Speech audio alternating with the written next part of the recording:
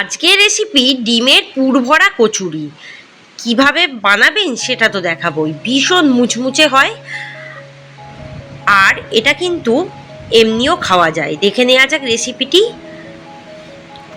আমি এখানে 3-4টে মতো ডিম সিদ্ধ করে নিয়েছি। এবারে আমি একটা গ্রেটারের সাহায্যে গ্রেট করে নেবো ডিমগুলোকে।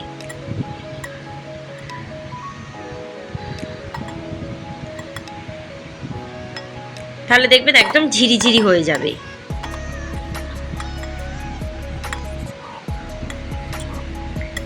তিন থেকে চারটে ডিম সিদ্ধ করলেই হয়ে যাবে।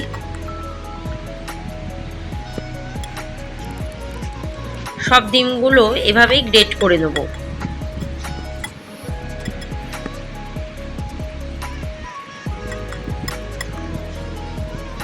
ডিমগুলো প্রায় গ্রেট করা হয়ে গেছে।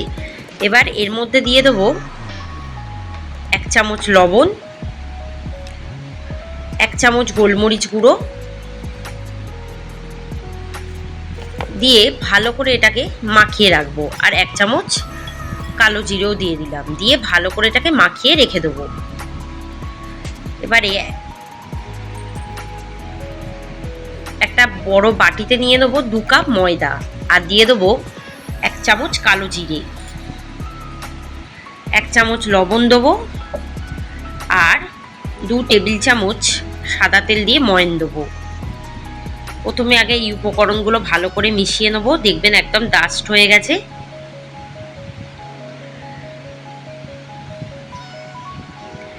এবারে উষম গরম জল দিয়ে দিয়ে এটাকে মাখবো। খুব নরমও করবো না, আবার খুব শক্তও হবে না, মিডিয়াম ভাবে মাখা হবে। পরিমাণ মতো জল দিয়ে দিয়ে মাখতে হবে। মেখে কিন্তু অবশ্যই আধ ঘন্টা রেখে দিতে হবে রেস্টে।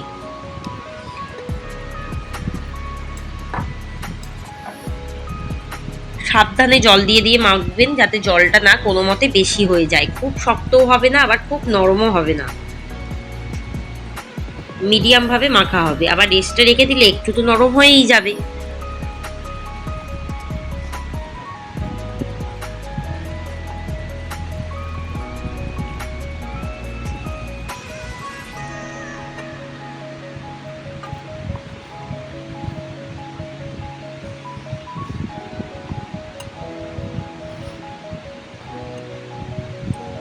দেখুন প্রায় কিন্তু মাখা আমার হয়ে গেছে।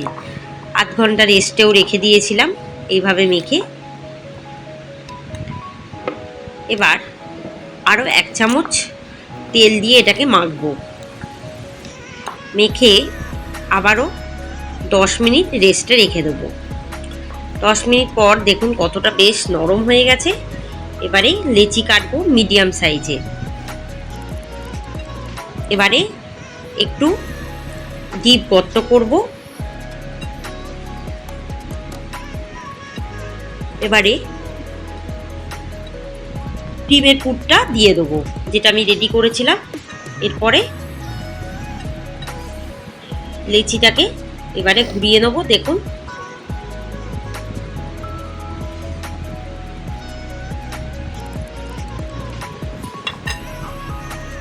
ঠিক এভাবেই আমায় কিন্তু লেচিগুলোকে রেডি করতে হবে। আবারও মিডিয়াম সাইজের লেচি কেটে নিলাম। একটু ডিপ গর্ত করব।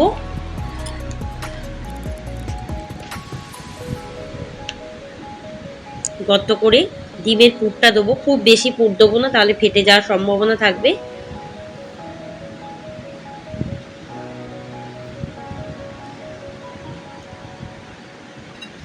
এভাবে রেখে দেবো। দেখুন সব লেচিগুলো প্রায় তৈরি হয়ে গেছে। এবার একটি চাকি বেলনিতে অল্প একটু তেল ভালো করে মাখিয়ে নেবো। তারপর আস্তে আস্তে হালকা হাতে বেলবো। বেশ গোল করে বেলতে হবে।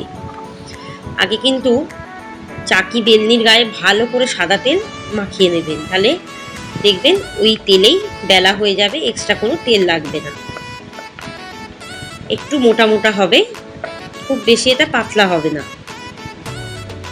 বেলা হয়ে গেছে। এবার ছাকা তেলে ভাজতে হবে। 1 কাপ সাদা তেল গরম করতে বসিয়ে দেবো। তেলটা ভালো মতো গরম হয়ে গেলে এবার কিন্তু লিচিগুলো যেগুলো বেললাম সেগুলো ছাড়বো।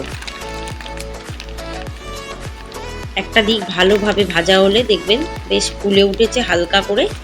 এবার আস্তে করে উল্টে দেবেন। লুচির মতো যেরমভাবে ভাজা হয় সেভাবেই ভাজতে হবে। একটু লাল লাল করে ভাজলে দেখবেন বেশ মুচমুচে হবে খেতে। এটা কিন্তু এমনিও খাওয়া যায় চাটনির সাথে বা তরকারির মাধ্যমে আপনারা খেতে পারেন। আবারও একই পদ্ধতিতে ভাজবো।